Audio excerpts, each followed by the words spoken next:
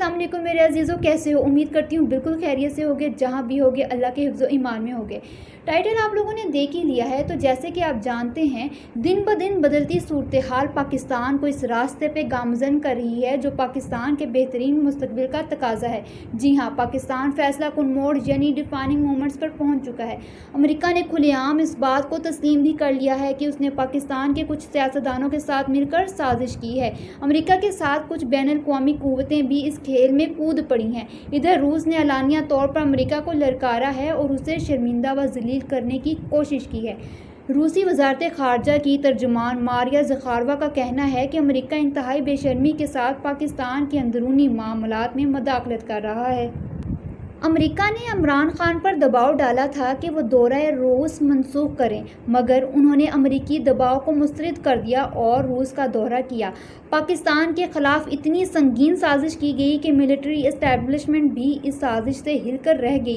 کچھ جنرلز نے تو برملا اس بات کو تسلیم بھی کر لیا ہے کہ اگر خدا نخواستہ یہ سازش کامیاب ہو جاتی تو اس کا نتیجہ ایٹمک پاور کھونے کی صورت میں نکلتا اور کسی دن ہماری حالت بھی یوکرین جیسی ہوتی۔ پاکستانی قوم ہمیشہ کی طرح تماشے میں مشغول ہے، کسی کو سازش کی سنگینی کا احساس تک نہیں ہے، چاہے ہمارا کسی بھی پارٹی سے تعلق ہو، لیکن بحیثیت پاکستانی لائلٹی ہماری پاکستان کے ساتھ ہونی چاہیے۔ لیکن ہم بکھری ہوئی قوم ہیں، سمجھ ہی نہیں پاتے کہ کیا ہونے جا رہا ہے، بس وقتی مفادات اور پسند ناپسند کے گرد پھنستے ہوئے اپنے ہی ملک کو خود اپنے ہاتھوں سے ضرب لگاتے جا رہے ہیں، زخمی کرتے جا رہے ہیں۔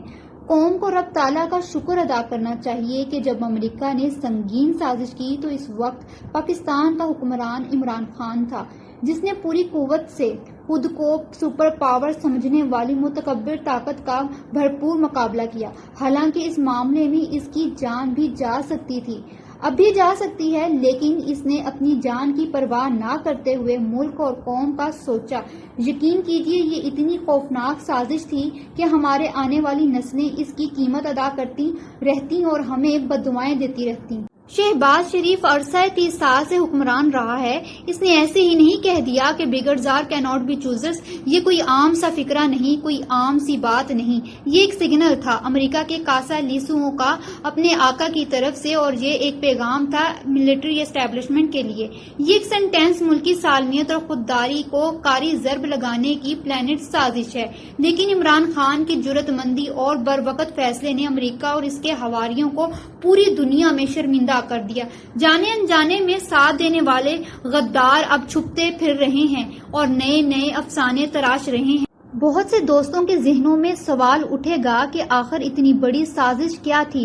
معاملہ یوں ہے کہ عمران خان کی حکومت آتے ہی امریکی تھنک ٹینک کو اندازہ ہو گیا کہ عمران خان ہمارے اشاروں پر ناچنے والا نہیں اور خطہ میں ہماری مفادات کو شدید نقصان ہوگا۔ انہوں نے بہت کوشش کی کسی طرح عمران خان کو رام کر لیا جائے، لیکن ناکام رہے۔ ایک دوست اسلامی ملک جو آج کل پاکستان کے پیچھے ہاتھ باندھ کے کھڑا ہے، عمران خان کی حکومت میں آنے سے پہلے ہم اس کے غلام تھے، اس نے ہم پہ اپنے مالکانہ حقوق استعمال کرتے ہوئے ہمیں امریکی کیمپ میں شامل ہونے کے لیے مجبور کیا، دھمکیاں بھی دیں، لیکن عمران خان ڈٹے رہے۔ بلیک میل کرتے ہوئے ادھار دی ہوئی رقم فوراً مانگ لی، جو عمران خان نے ان کے منع پہ دے ماری۔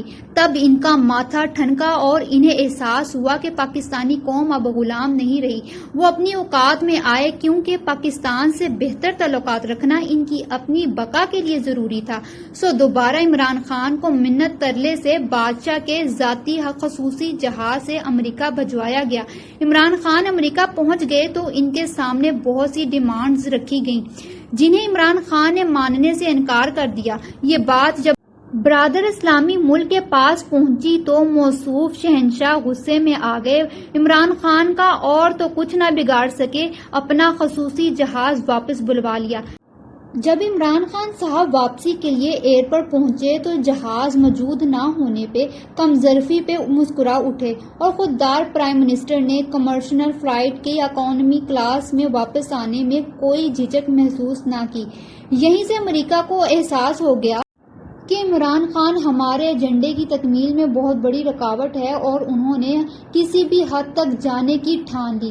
امریکہ سے واپسی پہ عمران خان کی سیکیورٹی سخت کر دی گئی اور ان کی نقل و حرکت کو محدود کر دیا گیا، تقریبات میں شرکت سے روک دیا گیا۔ آپ یوں کہہ سکتے ہیں کہ عمران خان قید تنہائی میں چلے گئے، صبح 10 بجے آفس آتے اور رات 10 بجے گھر واپس جاتے۔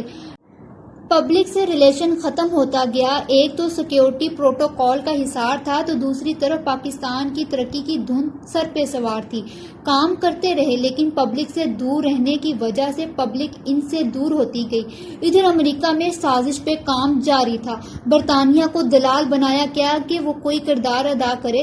برطانیہ کے پاس صرف ایک ہی مہرہ تھا، الطاف حسین، جس کی ڈنگ نکالے جا چکے تھے۔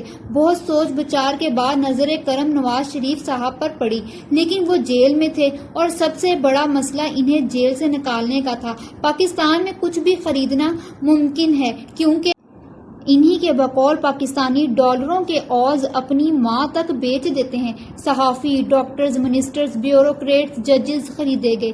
ایسے تو ہائی کورٹ نے آبزرویشن نہیں دے دی تھی کہ کیا حکومت منگل تک نواز شریف کے جینے کی گارنٹی دیتی ہے؟ 50 روپے کی چاکلیٹ نہیں خریدی جاتی، لیکن 50 روپے کے اسٹامپ پیپر پہ سزا یافتہ مجرم کو باہر بھجوایا دیا گیا۔ خیر چھوڑیے، لمبی کہانی ہے۔ سبھی جانتے ہیں کہ یوں پل پل میں قریب المرگ دکھایا جانے والا نواز شریف بڑے تمطراق سے گلے میں مفرر ڈالے سسٹم پہ تھوکتے ہوئے خصوصی جہاز سے لندن پہنچ گیا۔ بعد میں اس نے فوج کے ساتھ بھی جو کچھ کیا آپ سب جانتے ہیں۔ سازش کا آغاز ہوا اور نواز شریف اقتدار کے لیے کسی بھی حد تک جانے کے لیے تیار ہو گیا۔ سازش کیا ہے؟ یہ بہت اہم سوال ہے۔ امریکی سازش کے 5 حصے ہیں۔ پہلا ایجنڈا، عمران خان کو کسی بھی حالت میں اقتدار سے ہٹا دیا جائے۔ دوسرا ایجنڈا، عمران خان کو ہمیشہ کے لیے راستے سے ہٹا دیا جائے، چاہے اس کے لیے سے ساری زندگی جیل میں ڈالنا پڑے یا موت سے ہمکنار کرنا پڑے۔ تیسرا ایجنڈا، پاکستان میں اس کی مرضی کی حکومت بنے جو امریکی مفادات کا ہمیشہ تحفظ کرے۔ چوتھا ایجنڈا، بلوچستان کو پاکستان سے الگ کر دیا جائے کیونکہ گوادر اور بلوچستان کے معدنیات آئندہ 15 سالوں میں پاکستان کو دنیا کا امیر ترین ملک بنا سکتے ہیں۔ آخری سب سے سنگین اور خطرناک ایجنڈا، پاکستان کو یوکرین کی طرح نیوکلیر فری اسٹیٹ قرار دیا جائے۔ اس کے نتائج کا اندازہ آپ خود لگا سکتے ہیں۔